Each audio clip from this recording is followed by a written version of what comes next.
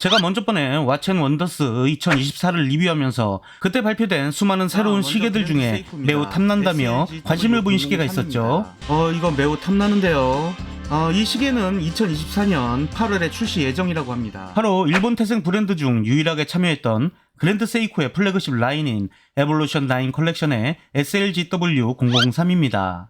수동시계를 변태적으로 사랑하는 저는 이 시계의 디테일을 보고 찜꽁하지 않을 수 없었습니다.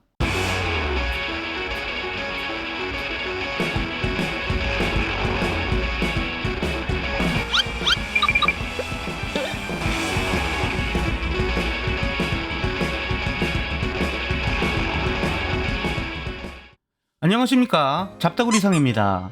1960년 세이코의 플래그십 라인으로 시작해 2017년부터 별도의 독립 브랜드가 된 그랜드 세이코는 자사 부분만큼만을 고집하는 몇 안되는 브랜드 중 하나입니다. 솔직히 말해서 그랜드 세이코는 여타의 스위스 하이엔드 시계들과 비교해서 평가절하된 브랜드입니다. 고품질의 다이얼이나 칼침 핸즈의 정교한 마감, 그리고 폴리싱은 환상적이라고 말할 수 있으며 막상 사용자들은 만족함에도 불구하고 왠지 인기가 없는 브랜드입니다. 특히나 우리나라에서 말이죠. 저는 그 이유를 그 많은 디자인 중 하필 롤렉스를 따라한 듯한 호불호 갈리는 디자인과 착용감을 저하시킬 만큼 두꺼운 두께에서 찾을 수 있다고 생각합니다. 그런데 말입니다. 그랜드 세이코의 시계가 두꺼운 데는 나름의 이유가 있습니다. 무브먼트가 두꺼우면 얇은 시계에 비해 부속을 크고 두껍게 만들 수 있어 튼튼하게 만들 수가 있는데, 거기에 케이스까지 두껍게 해주면 외부의 충격에도 강한 튼튼한 시계가 되는 거 아니겠습니까? 그런데요, 그 이유를 충분히 이해한다고 쳐도 그 두께는 솔직히 버겁습니다. 저도 몇 번을 매장에 가보았지만 그 두께, 그리고 거기서 오는 버거운 착용감에 발길을 돌릴 수밖에 없었습니다. 이 녀석은 제가 처음 경험하는 그랜드 세이코 모델인데요. 두께 9.95mm로 다른 메이커의 심플 드레스와치에 비하면 많이 얇다고 볼 수는 없지만 그래도 이번에 그랜드 세이코에서 핸드와인딩 드레스워치답게 적당한 두께로 출시했습니다. 자, 그럼 얼마나 드레스와치다운지 다른 드레스와치와 비교를 한번 해볼까요? 랑의 원의 무게는 94g, 칼라트라바 6119는 59g, 자, SLGW003은 58g입니다. 두께는 어떨까요? 칼라트라바와는 2mm 차이가 보여지고요. 언뜻 보면 랑의 원이 더 두꺼워 보이지만 랑의 원이 0.15mm 더 작습니다. 디테일은 확실히 다른 하이엔드 시계들과 비교해도 결코 꿀리지가 않네요. 이 녀석은 여타 시계처럼 여기저기 사용하는 무브먼트에 케이스만 바꿔 출시한 그저 그런 시계가 아닙니다. 아주 그랜드 세이코 요새끼들이 어금니 꽉 깨물고 칼을 갈았다, 이렇게 생각될 정도로 신경을 많이 쓴 모델입니다. 언뜻 보면 스텐 케이스처럼 보이지만 이 케이스는 무려 티타늄 재질의 케이스입니다. 그랜드 세이코에서는 브릴리언트 티타늄이라고 뭔가 있어 보이는 이름을 사용하고 있습니다. 이 소재는 스텐 재질보다 2배 높은 경도와 부식 저항성을 가지고 있다고 하는데요. 그랜드 세이코의 자랑인 자라츠 폴리싱으로 마감한 이 케이스는 수준 높은 마감을 보여줍니다. 이 녀석을 실제로 손목에 올렸을 때의 첫 느낌은 이거 엄청 가벼운데? 였습니다. 조금 두툼한 느낌의 3단 접이식 디버클을 장착했음에도 그 버클마저도 티타늄 재질이라 무게가 거의 느껴지지 않습니다. 모름지기 드레스와치를 함은 얇고 가벼워야 한다는 철칙을 성실하게 따르고 있다고 봐도 되겠습니다요. 같은 모양의 골드 재질인 SLGW001이라는 모델도 있는데 그 녀석은 가격이 이 녀석의 거의 2배가 넘습니다. 저는 같은 무브먼트와 디자인인데 금칠 조금 했다고 이따구로 비싸게 받아 처먹는 시계는 좀 그렇더라고요. 그랜드 세이코는 회사나 생산 공장이 있는 지역의 자연 풍경에서 영감을 받아 다이얼에 그것을 반영한 모델을 출시하는데요. 예를 들자면 자작나무, 스와우수, 춘분, 겐비 계곡, 오미아타리 등이 있습니다. 이 시계는 기존의 세로로 된 자작나무 무늬와는 다르게 가로무늬 자작나무 패턴을 가지고 있네요. 이건 이 시계가 생산되는 시즈쿠이시 스튜디오 근처의 흰색 자작나무에서 영감을 받았다고 합니다. 분침은 그랜드 세이코의 대표적인 특징인 날카로운 칼침 핸즈를 가지고 있는데 왜 시침은 이따구로 했는지 저는 마음에 들지가 않네요. 반면 파란색의 초침은 아주 마음에 듭니다. 다소 심심할 수 있는 심플한 드레스워치에 포인트를 줬다고 할까요? 이 녀석의 핵심인 무브먼트에 대해 말해보자면 정말 할 말이 많은데요. 4개의 나사로 고정된 케이스백 안에 이 녀석이 품고 있는 이번에 새로 선보인 칼리버 9SA4는 그랜드 세이코의 최상위 등급의 기계식 칼리버 중 하나입니다. 이 무브먼트는 9S 플랫폼의 세 번째 작품인데요. 그랜드 세이코에서 56년 만에 등장한 하이비트 핸드와인딩 무브먼트이기도 합니다. 이 무브먼트는 무려 초당 10진동의 하이비트 무브먼트입니다. 고진동 무브먼트는 1초를 더 잘게 쪼개 움직이기 때문에 저진동 무브먼트에 비해 1호차를 줄일 수 있습니다. 그리고 초침의 움직임이 저진동에 비해 더 물 흐르듯 움직이죠. 반면 저진동 무브먼트보다 더 연락에 많이 움직여야 하기 때문에 동력을 많이 소모해서 파워 리저브가 짧아지고 부속의 마모로 내구성이 낮아지고 에너지 전달 효율이 낮아진다는 단점을 가지고 있습니다.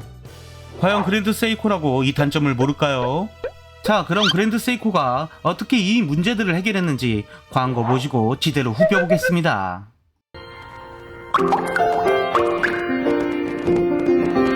오직 깨끗한 물을 생각했습니다.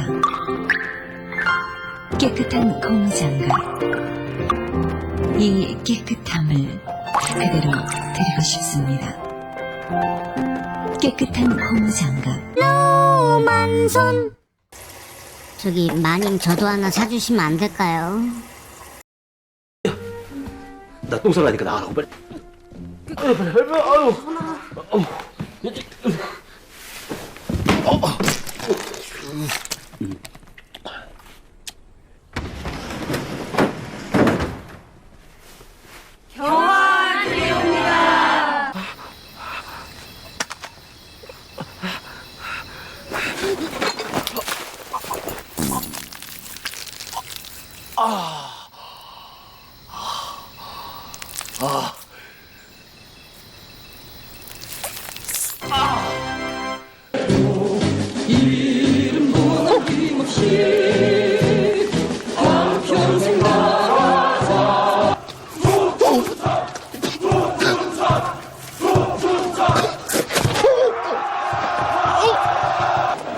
안 살 수 있어.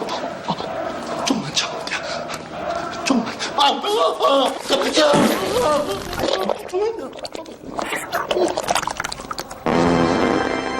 더 강한 유산균을 만들기 위해 야쿠르트가 합니다. 예거 야쿠르트. 뭘 처먹었길래 탄식한다는 놈이 냄새가. 예거 야쿠르트.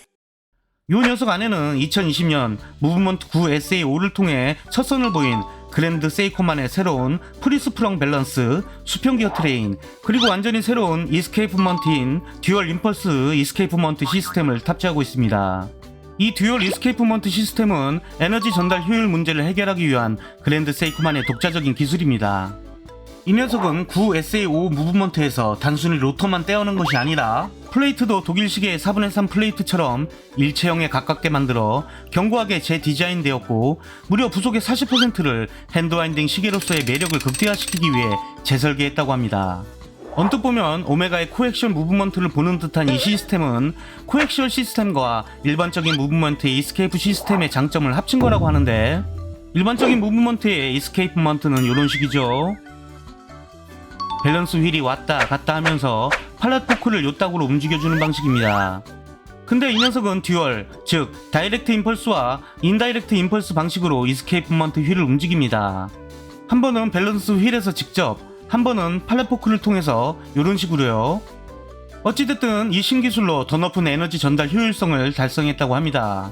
이 시스템의 내구성과 성능이 얼마나 좋은지는 시간이 한참 지난 후에야 판단할 수 있는 거기 때문에 당장 침이 마르도록 칭찬하고 싶지만, 이 칭찬은 시간이 좀 더 흐른 후에 하는 걸로 일단 보류하겠습니다.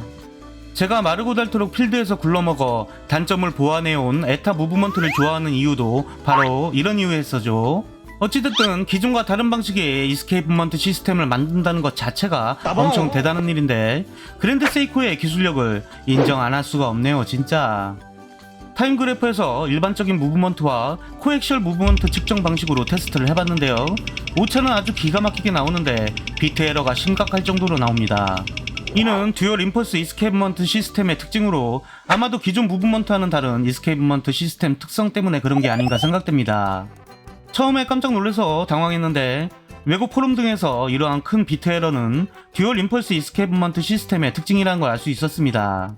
타임 그래퍼를 통해 울려나오는 소리를 들어보면 기존의 무브먼트와 비교해 얼마나 빠른 속도로 째깍거리는지 알 수 있는데요. 밸런스 휠의 움직임을 보면 참 열심히 그리고 바쁘게 움직이는 모습에서 죽도록 바쁘게 일하는 일본인을 보는 것 같습니다.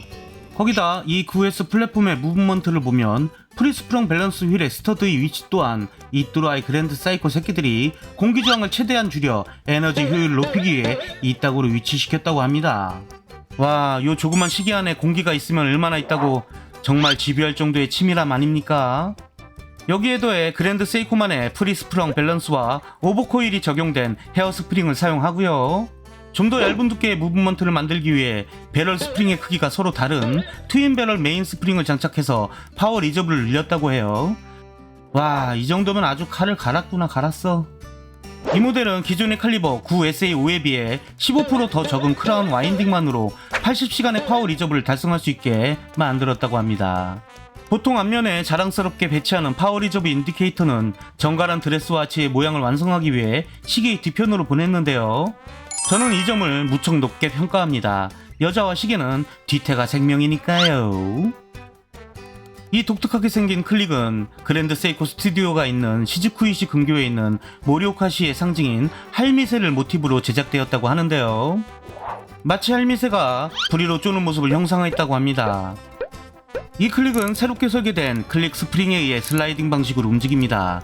이는 이 무브먼트만의 독특한 와인딩감, 즉 촉각, 클릭, 스프링, 배럴이 움직이는 모습, 즉 시각, 그리고 이 장치들이 만들어내는 독특한 소리로 청각, 요따구로 와인딩이란 단 하나의 행위만으로 우리 대가리에 있는 감각기관을 두루 만족시킬 수 있게 해줍니다. 따라서 크라운을 돌려 와인딩을 할 때의 느낌은 플래그십답게 부드러우면서도 그 부드러움 속에서 찌르르한 독특하면서도 기분 좋은 와인딩감을 느낄 수 있습니다.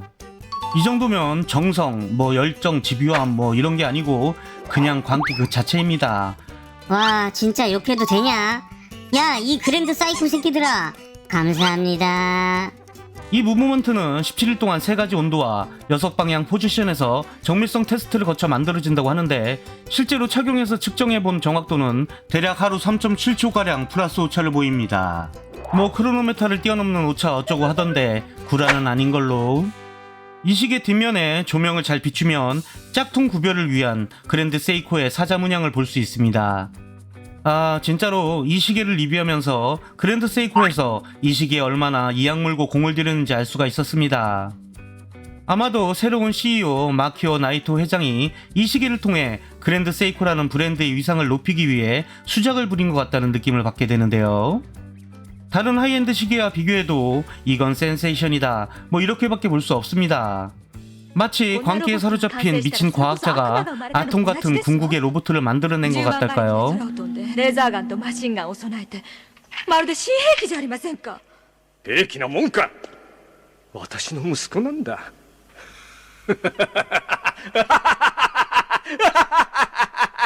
현재 이 모델은 구하고 싶어도 구할 수가 없습니다. 국내에서도 일본에서도 말입니다. 그만큼 인기가 있단 말이죠. 아마 곧 물량이 풀릴 것으로 예상이 되는데요. 그러나 잘들 아시겠지만 하나 인기가 있으면 브랜드 이미지를 올리려고 물량 조절해야 되는 거 알죠? 아니면 말고요. 가격이 그랜드 세이코답지 않게 사악하긴 하지만 이 정도 스펙이라면 납득 가는 정도를 떠나서 그랜드 세이코한테 감사의 편지라도 보내야 될 정도입니다. 물론 내구성과 신뢰도란 측면에서 긴 시간을 가지고 지켜봐야겠지만 만약 저라면 롤렉스를 사려고 오픈런 하느니 이 시계 사려고 텐트 치고 새벽부터 줄 서겠습니다. 이 시계를 한마디로 평가하자면 그랜드 세이코가 아니고 그랜드 사이코가 맞다. 시계에 미친놈들이다. 요렇게 말할 수 있겠네요.